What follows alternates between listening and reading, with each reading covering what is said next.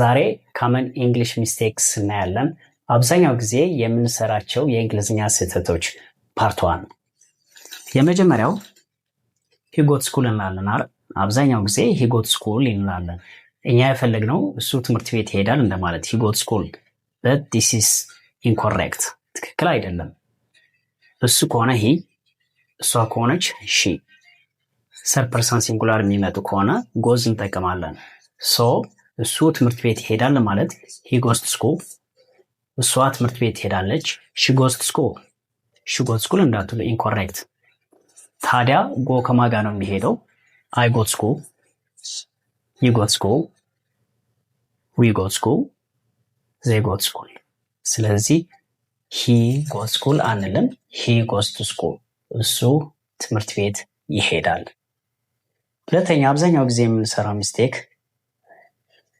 she don't like or he don't like እንላለን። እሷ ቡና አትወድም ለማለት አሁን she don't like coffee አንልም። ታዲያስ he or she ከሆነ doesn't okay so we can say she doesn't like coffee she doesn't like coffee እሱ ቡና አይወድም he doesn't like coffee okay he doesn't like coffee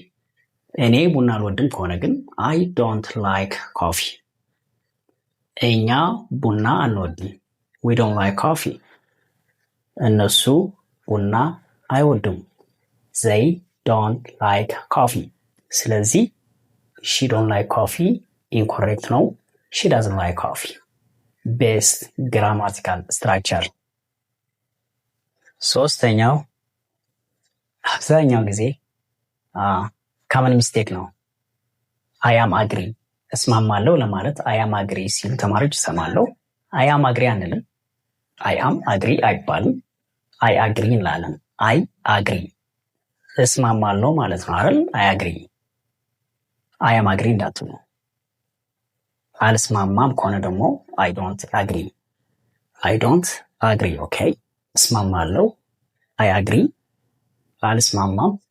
I don't agree ስለዚህ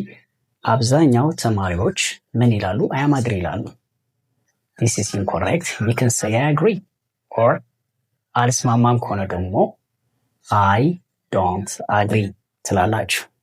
ይህንን ደግሞ common mistake ነው የሚቀጥለው mistake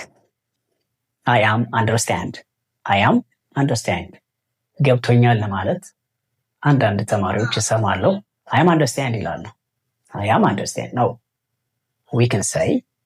I understand ገብቶኛል ለማለት I understand okay I understand you ተረድቻለሁ እንደማለት ነው ስለዚህ I am understand እንዳትሉ